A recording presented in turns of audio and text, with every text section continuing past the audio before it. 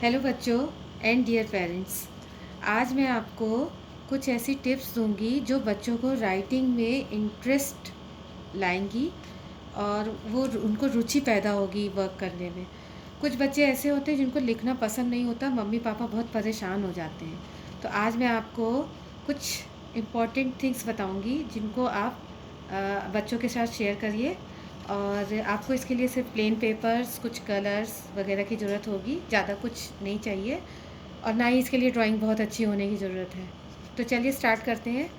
सबसे पहले तो आप अपने बच्चों को बताइए कि हम लिखने के लिए अपने थंब और टू फिंगर का इस्तेमाल करते हैं और उन तीन फिंगर को ही हम लिखने में यूज़ करते हैं। जैसे आप समझ लीजिए कोई डॉगी है और उसने अपना मुंह ऐसे खोल रखा है और हमने उसके मुंह में ऐसे खाना दे दिया।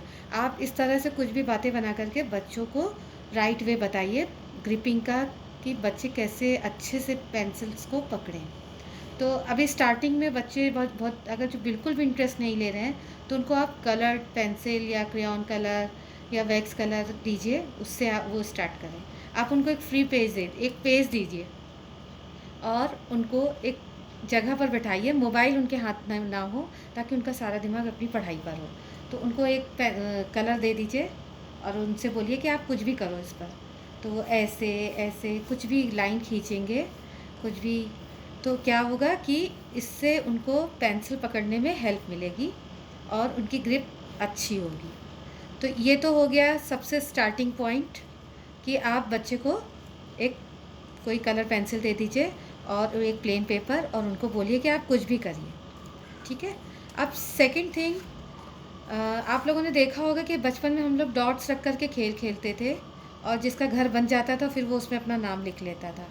अब यही वाली जो हम लोग गेम खेलते थे उसको हम बच्चों को देंगे। एक पेज पर आप डॉट्स बना लीजिए और बच्चों को बोलिए कि यहाँ से यहाँ तक इस लाइन को एक पॉइंट से दूसरे पॉइंट से मिलाएं, ऐसे करके बच्चे के साथ ये गेम खेलिए। और जब ये कंप्लीट हो जाए तो आप उसमें अपना नेम लिख लीजिए। जैसे मैंने लिख दिया एस। तो आप ये गेम बच्चों के साथ खेलिए।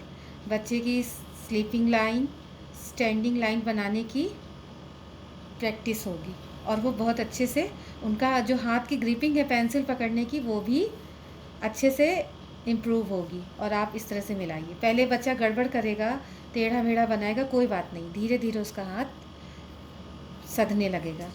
सेकंड तो आपको मैंने बताया ये डॉट्स के बारे में।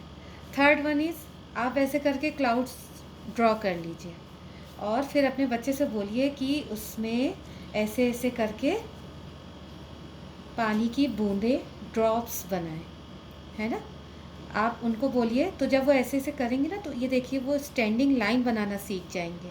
और उनको बोलिए कि एकदम अच्छी अच्छी स्टैंडिंग लाइन बनाएं।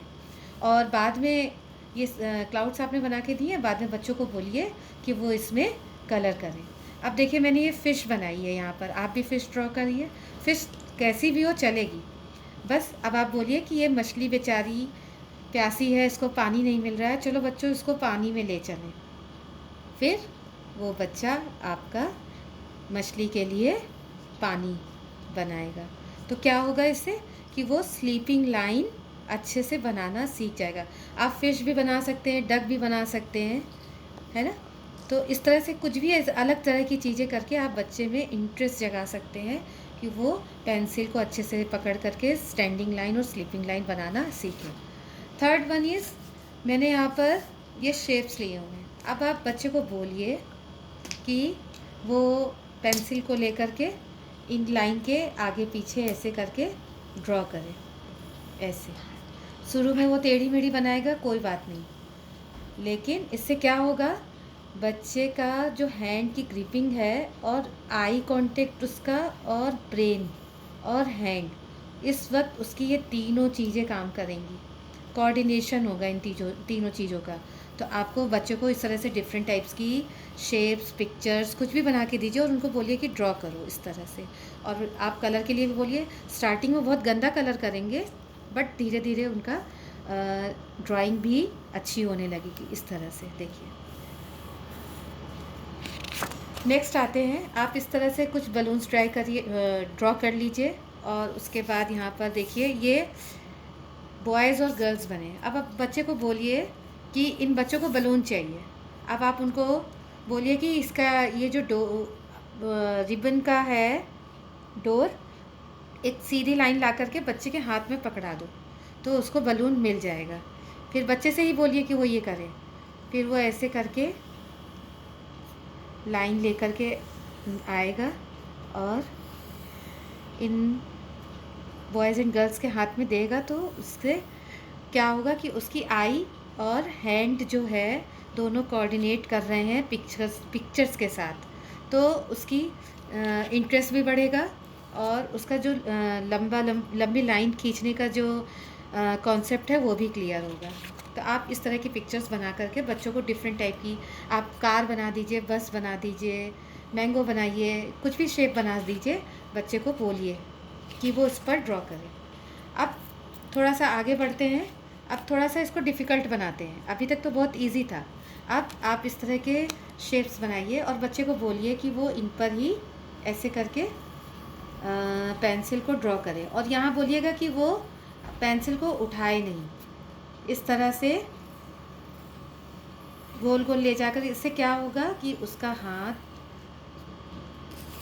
सेट होगा लिखने के लिए, उसकी ग्रिपिंग मजबूत होगी। ठीक है, इसी तरह से आप कई तरह के शेप्स ले सकते हैं। ऐसे स्टार्टिंग में तो बच्चा बहुत थोड़ा सा गड़बड़ करेगा, कोई बात नहीं, बट धीरे धीरे उसका हाथ जो है वो अच्छे से ग्रिप बनेगी और वो अच्छे से बनाना स्टार्ट करेगा। पहले आप बड़े बड़े शेप्स दीजिए, फिर अगर बच्चा बड़े शेप बनाता है तो नो प्रॉब्लम, पहले हम लोग उसको बड़े शेप में सिखाएंगे, फिर बाद में वो छोटा बना सकता है। और इस तरह से हम लोग बच्चों को इंटरेस्ट दिखाएं कि देखिए अगर आप पढ़ाई करते हैं और बोर भी नहीं हुए, थोड़ा सा आपको बस बच्चे को समय देना पड़ेगा ताकि वो अच्छे से लिख सके और उसके हैंड्स मजबूत हो। बाय बच्चों।